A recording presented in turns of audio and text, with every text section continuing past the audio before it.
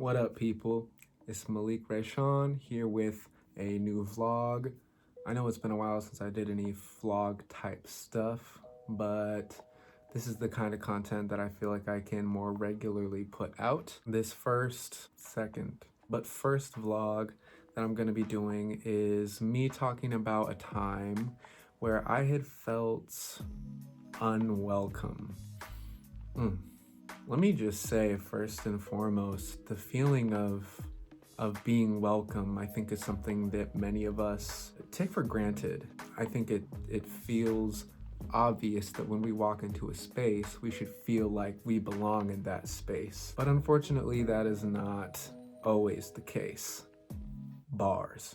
A story that I have of feeling unwelcome is a story that I'm sure a lot of people watching this will be able to relate to. And this is gonna sound like such a little nitpicky, weird thing, but to me this holds a lot of weight and it's something I think about often. And so what had happened was, I work a few different jobs, and one of those jobs that I work is being a shelter staff at a homeless shelter.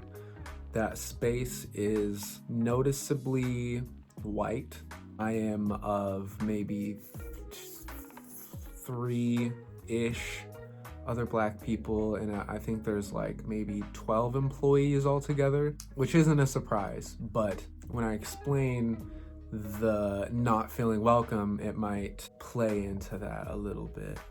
Entering into a room where there's a conversation happening between 2 or 3 people, it's something that maybe you connect with and maybe you feel like you want to be a part of it. So you have a seat, so I'm trying to make it a you thing. This is about me. So I sit down and I don't want to interrupt, but I'm listening and I'm curious as to how I could contribute to the conversation if I could. And I can't always. And if I can't, I won't say anything. In this experience, I'm listening and I hear something that I connect with. And I'm like, there's something that I can say that will add to this conversation and keep the flow going between everyone. I think the conversation was something to do with the way that policies are or aren't enforced in the workplace. Obviously that's something that everyone has their opinion about.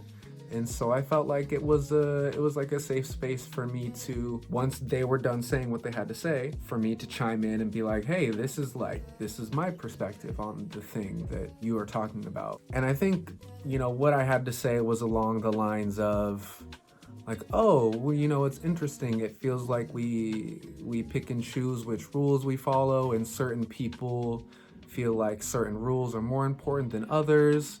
And so it feels inconsistent. Boy, when I tell you how silent it was following what I had just said, it was literally... So this now presented me with a choice. Do I want to continue diving into my observation, or do I just fall back and allow them to pick the reins back up in their conversation and keep going with it?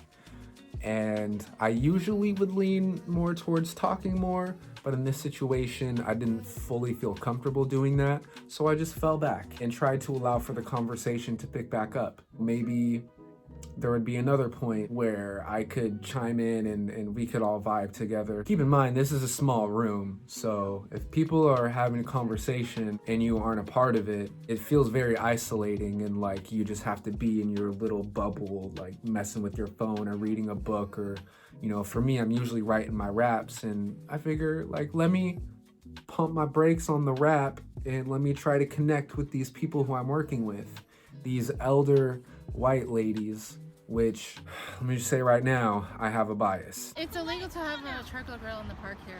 I have a bias against elder white ladies, and so for me, it's very easy to be made to feel as if I don't welcome by someone who's in that demographic, just by a lack of inclusion, just by a lack of wanting to hear what it is that I have to say, and then being able to receive it and build off of that. And while I'm on the topic of things that I've experienced in the workplace that make me feel less welcome or completely unwelcome. And it's a similar vibe. I think it comes from a very similar place. And that's when there's a conversation happening and I have no intention of joining the conversation or giving my feedback or anything. I'm probably going in there to, write my raps like I do. I open the door and the voices stop. Folks are just like looking around, looking down, and like they pull out their phone as if they were gonna be on it anyways. And it's like, I can't specifically say that's doing anything wrong, but I just get that feeling that me entering the room dramatically shifted the energy and like now we can't talk anymore, or now they can't talk anymore. That is something that really, really makes me feel like I'm unwelcome, is when people stifle themselves upon my entrance. Maybe there was a secret conversation, in which case I would totally understand. You ain't got to lie. But that wasn't necessarily the vibe that I got. If it was a secret conversation, maybe like, hey, we're just discussing some stuff that we're not allowed to talk about to all staff. Something like that, some sort of professional, like, we don't hate you kind of thing would be really nice. But I didn't get that. I've never gotten that, and that is something that makes me feel unwelcome. Let me say another thing really quick. When I see someone who I know, and I know you know me, and you know I know you, and you don't bump my fist, or tap my elbow, or give me a hug, or even a nod, if you don't do that, there it is. That is my stories of feeling unwelcome. Now I want to kind of flip the script and talk about a time where I did feel very welcome. I'm excited to tell this story because it's something immeasurably positive, something that I've kept with me at all times, and something that I want to try to recreate for other people. When I was in 11th grade, I had my first yoga meditation class in school, and it was something that I wasn't initially like into. I felt like meditation is just for white people, and like I don't even know what that means. Like, what is a yoga?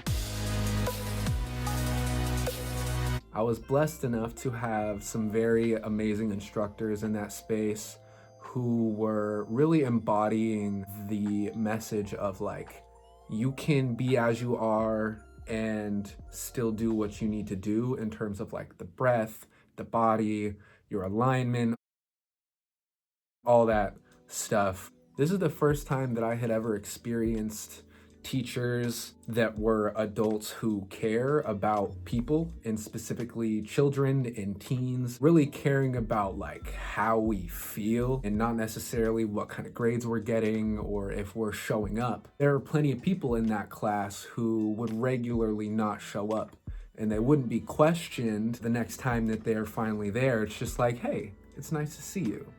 I know you skipped the last class, but I'm not mad at you. I understand the struggle. Peace be with you.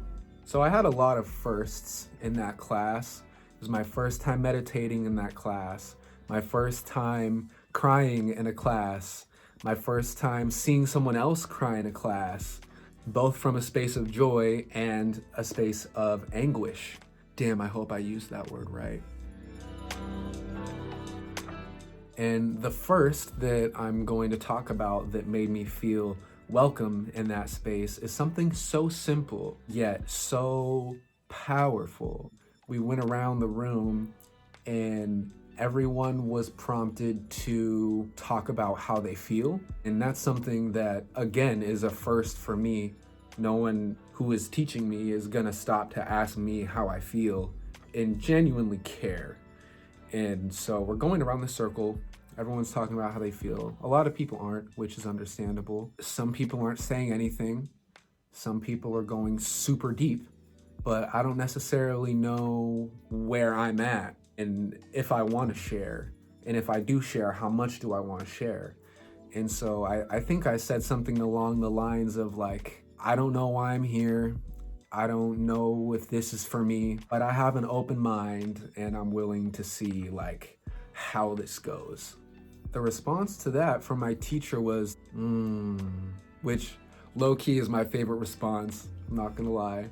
But then the follow-up response to that, I understand why you would feel this way, and I would love to hear more about your perspective on this thing and why you feel the way that you feel. It wasn't said to me in a way that was accusatory or any type of negative or standoffish. Like, this human adult instructor person genuinely wanted to know, like, what's going on, and in a way that I felt very comfortable and very safe. I could have cussed him out and said, I hate this and I'm out of here, and it wouldn't have been held against me. And I say that not to say that I like it when people enable me to be rude to them. That's not what the point is here. My thing is that space was held for me to really stand in my truth and speak it and not be judged and just be understood. That's something that I haven't really experienced too much of in my adult life. And I think that's another reason why this is an experience that will always stick with me. And I will always try to recreate that experience for other people. You know, if I have anyone come through my studio to make a song, the first thing that I want to do, I want to sit down and ask you how you're doing. Not just like, hey, how's it going? I hate that shit. I want to actually have a conversation and connect with you and give you space to speak and to feel and support you in that. It's not my place to tell you how you should or shouldn't feel, or even to tell you how I feel about how you feel. So those are my two stories about times that I have been made to feel unwelcome and a time where I had been made to feel welcome. Thank you so much for watching. I appreciate you tuning in to hear my stories, and I'm looking forward to hopefully hearing some of your stories. If you feel so called, please post in the comments a story of when you were made to feel unwelcome, or a story when you were made to feel welcome. Either or is welcome. So funny. I know, it's so funny, guys. Not funny, not funny. Tune in next time to see me talk about faith. What does faith mean to me, and does faith play a role in my life, or does it not? And why does it, or why doesn't it? These are questions that we should all ponder, and I will be pondering it here on the next video. Thanks for watching. Thanks for watching.